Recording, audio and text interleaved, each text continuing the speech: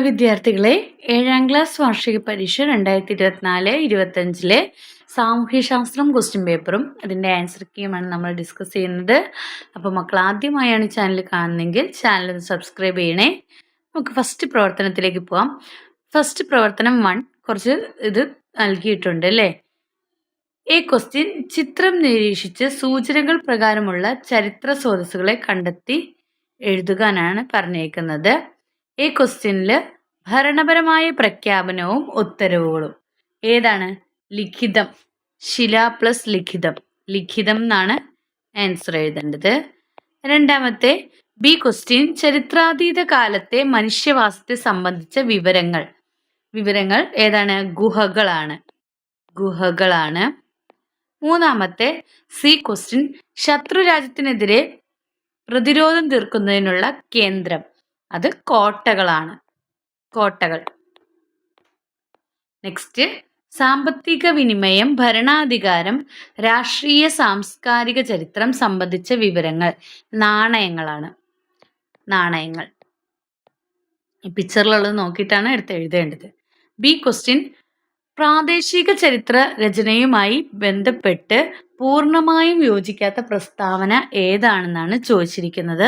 പ്രസ്താവനകൾ ഇതൊക്കെയാണ്: വിശാലമായ രാജ്യത്തിൻ്റെയോ സംഭവങ്ങളുടെയോ ചരിത്രം രേഖപ്പെടുത്തുന്നു, മുഖ്യധാര ചരിത്രത്തിൽ ഇടം കിട്ടാതെ പോയ പ്രദേശങ്ങൾക്ക് പ്രാതിനിധ്യം നൽകുന്നു, ഒരു ചെറിയ ഭൂപ്രദേശത്തിൻ്റെ സൂക്ഷ്മമായ അന്വേഷണം നടത്തുന്നു, പ്രാദേശിക സവിശേഷതകൾ ചരിത്ര രചനയുടെ ഭാഗമാകുന്നു. ഇതിൽ ഏതാണ് വിശാലമായ? തന്നെയാണ് എന്തെന്ന് പറയുന്നത്? പ്രാദേശിക ചരിത്ര രചനയുമായി ബന്ധപ്പെട്ട് പൂർണ്ണമായും യോജിക്കാത്ത പ്രസ്താവന. ആണ് ശരിയായ ഉത്തരം. ഇനി നെക്സ്റ്റ് രണ്ടാമത്തെ പ്രവർത്തനം, താഴെ കൊടുത്തിരിക്കുന്ന കുടുംബ ബജറ്റ് പരിശോധിക്കുക. ഇതിനെ ഒരു മിച്ച ബജറ്റ് ആക്കാനുള്ള നിർദ്ദേശങ്ങൾ എന്തെല്ലാം? സർപ്ലസ് ബജറ്റ് ആക്കാനുള്ള നിർദ്ദേശങ്ങൾ എന്തെല്ലാമാണെന്നാണ് ചോദിച്ചിരിക്കുന്നത്. എന്തൊക്കെയാണ്? നമ്മൾ എന്താണ് ഇതിൽ നമ്മൾ എന്ത് ചെയ്യണം? ഹോട്ടൽ ഭക്ഷണം എന്ത് ചെയ്യണം? കുറയ്ക്കുക. ഹോട്ടൽ ഭക്ഷണം കുറച്ച് കഴിഞ്ഞാൽ മിച്ച ബജറ്റ് ആക്കാനായിട്ട് പറ്റും. പിന്നെ എന്താണ്? ഭക്ഷ്യവസ്തുക്കൾ കഴിവതും എന്ത് ചെയ്യണം? കൃഷി ചെയ്ത് ഉണ്ടാക്കുക. അതായത് ഭക്ഷ്യവസ്തുക്കൾ എന്ന് പറഞ്ഞാൽ പച്ചക്കറി ഒക്കെ അല്ലേ, പച്ചക്കറികൾ എന്താണ് നമ്മൾ വീട്ടിൽ തന്നെ കൃഷി ചെയ്ത് ഉണ്ടാക്കുക. അപ്പോൾ അതുവഴിയും മിച്ച ബജറ്റ് ആക്കാനായിട്ട് പറ്റും. പിന്നെ എന്താണ്? വിനോദയാത്രയിൽ അനാവശ്യ യാത്രകൾ എന്ത് ചെയ്യണം? ഒഴിവാക്കുക.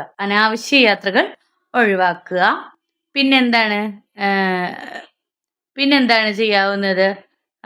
ഹോട്ടൽ ഭക്ഷണം കുറയ്ക്കുക, ഭക്ഷ്യവസ്തുക്കൾ കഴിവതും കൃഷി ചെയ്യുക, അനാവശ്യ യാത്രകൾ ഒഴിവാക്കുക. പിന്നെ മറ്റു ചെലവുകളൊക്കെ നിയന്ത്രിച്ചിട്ട് അനുയോജ്യമായ ഒരു ബജറ്റ് ആക്കിയിട്ട് മാറ്റുക. ഹോട്ടൽ ഭക്ഷണത്തിൻ്റെയൊക്കെ ഇത് കുറയ്ക്കുക. പിന്നെ അനാവശ്യ യാത്രകൾ ഒഴിവാക്കുക, മറ്റു ചെലവുകളൊക്കെ കുറച്ച് കൊണ്ടുവന്ന് എന്താണ് മിച്ച ബജറ്റാക്കി മാറ്റാം.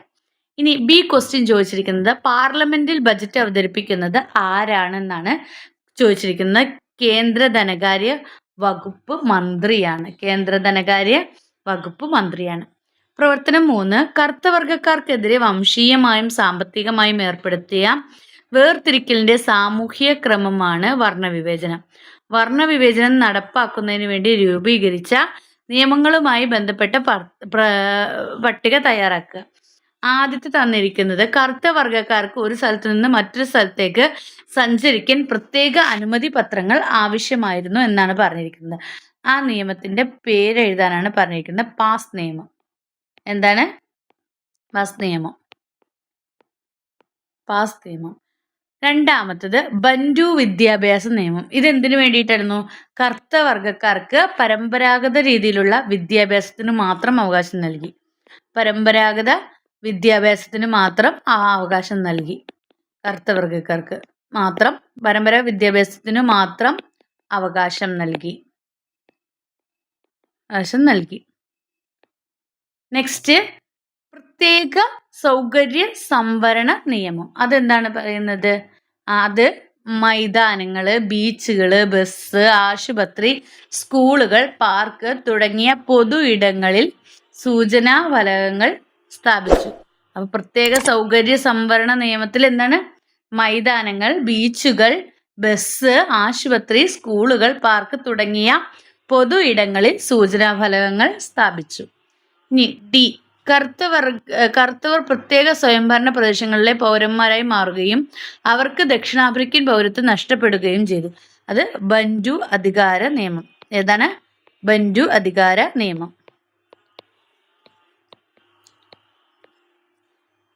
നെക്സ്റ്റ്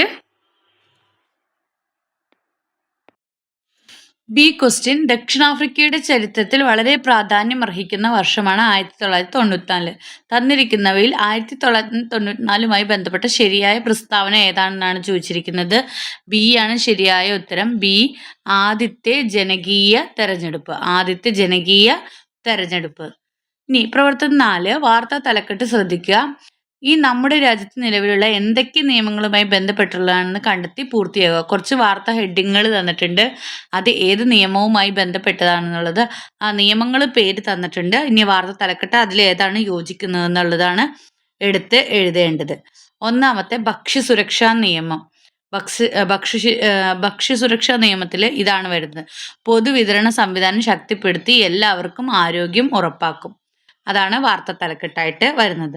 രണ്ടാമത്തെ വിദ്യാഭ്യാസ അവകാശ നിയമം.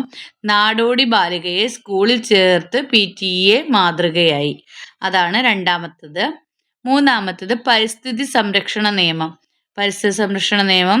നദിയിലെ അനധികൃത മണവാരൽ പോലീസ് ഇടപെട്ടു. ഇതാണ് പരിസ്ഥിതി സംരക്ഷണ നിയമവുമായി ബന്ധപ്പെട്ട തലക്കെട്ട്. നാലാമത്തത് വനം വന്യജീവി സംരക്ഷണ നിയമം. അതുമായി ബന്ധപ്പെട്ട് നാട്ടിലിറങ്ങിയ കടുവയെ ഉൾക്കാട്ടിലെത്തിച്ച് വനം വകുപ്പ്. അതാണ് തലക്കെട്ടായിട്ട് എഴുതേണ്ടത്. ഇനി ബി ക്വസ്റ്റ്യൻ.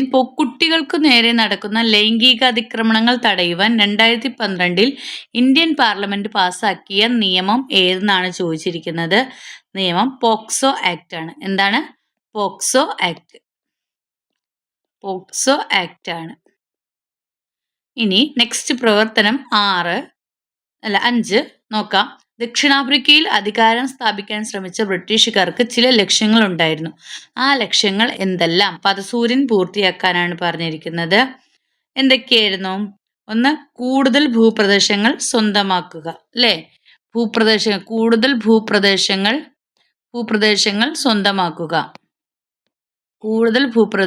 സ്വന്തമാക്കുക.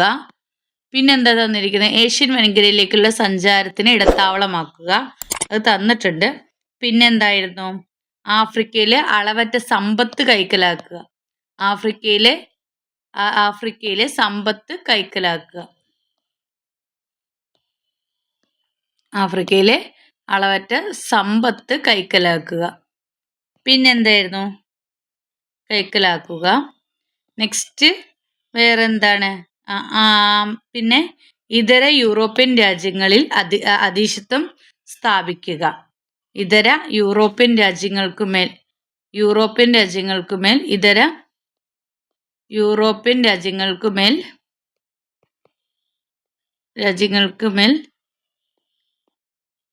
അധീശത്വം സ്ഥാപിക്കുക.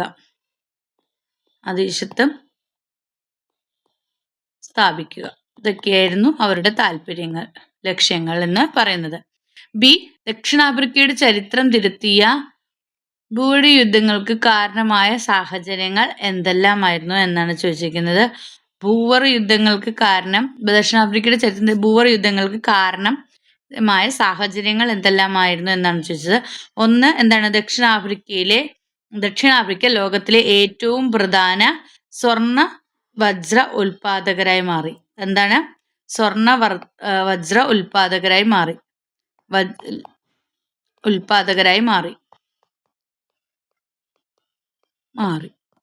അപ്പോൾ ദക്ഷിണാഫ്രിക്ക ലോകത്തിലെ ഏറ്റവും പ്രധാന സ്വർണ്ണ വജ്ര ഉൽപാദകരായി മാറി. രണ്ടാമത്തത്, ഭൂവർ റിപ്പബ്ലിക്കുകളെ ബ്രിട്ടീഷ് അധിനിവേശ പ്രദേശങ്ങളോടൊപ്പം കൂട്ടിച്ചേർക്കാൻ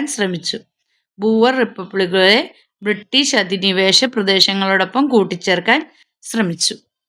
ഇനി പ്രവർത്തനം 6, വികസനേതര പ്രവർത്തനങ്ങൾക്കായി സർക്കാർ ചെലവഴിക്കുന്ന ധനമാണ് പൊതുചെലവുകൾ.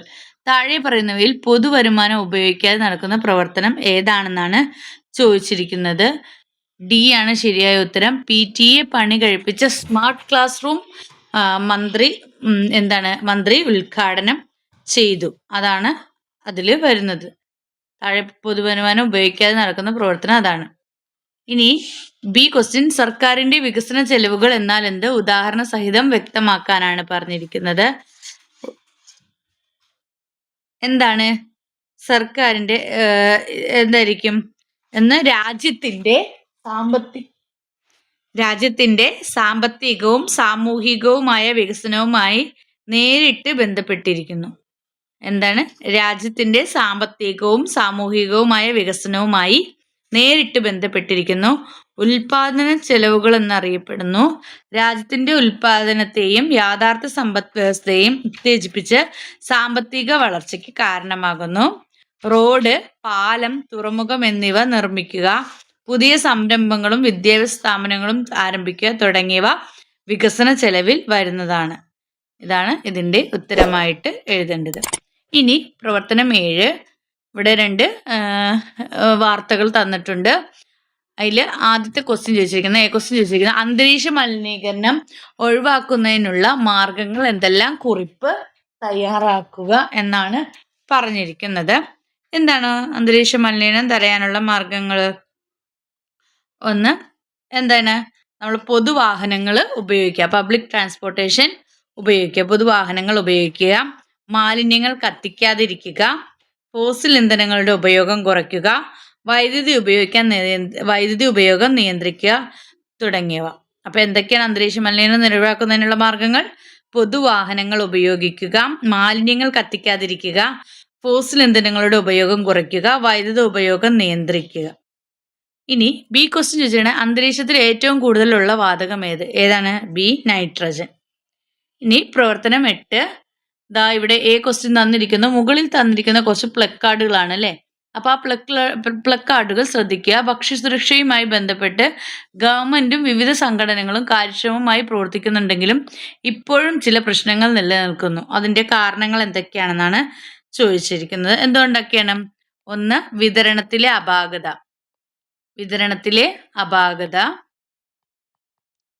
പിന്നെന്താണ്? വിലവർദ്ധനവ്, വരുമാനക്കുറവ്. വില വർദ്ധിക്കുമ്പോൾ വരുമാനക്കുറവ്. പിന്നെന്താണ്? ലഭ്യതക്കുറവ്, അവൈലബിലിറ്റി അല്ലേ? ലഭ്യതക്കുറവ് തുടങ്ങിയവയാണ് അതിൻ്റെ കാരണങ്ങൾ. ചില പ്രശ്നങ്ങൾ നിലനിൽക്കുന്നതിൻ്റെ കാരണങ്ങൾ ഇതൊക്കെയാണ്. ഇനി ദാരിദ്ര്യ ലഘൂകരണം സ്ത്രീകളുടെ സാമ്പത്തിക ഉയർച്ചയും ലക്ഷ്യമിട്ട് ആരംഭിച്ച പദ്ധതി ഏതാണെന്നാണ് ചോദിച്ചിരിക്കുന്നത്. കുടുംബശ്രീ. ഏതാണ്? കുടുംബശ്രീയാണ്. അപ്പോൾ ഇത്രയൊക്കെയാണ് നിങ്ങളുടെ ആൻസർ കീ. അപ്പോൾ മക്കൾക്ക് ഈ വീഡിയോ ഉപകാരപ്രദമായെങ്കിൽ ലൈക്ക് ചെയ്യാം, ഷെയർ ചെയ്യാം. ആദ്യമായി ചാനൽ കാണുന്ന കൂട്ടുകാരനിലെ ചാനൽ ഒന്ന് സബ്സ്ക്രൈബ് ചെയ്യണേ. Then see you again. Thank you.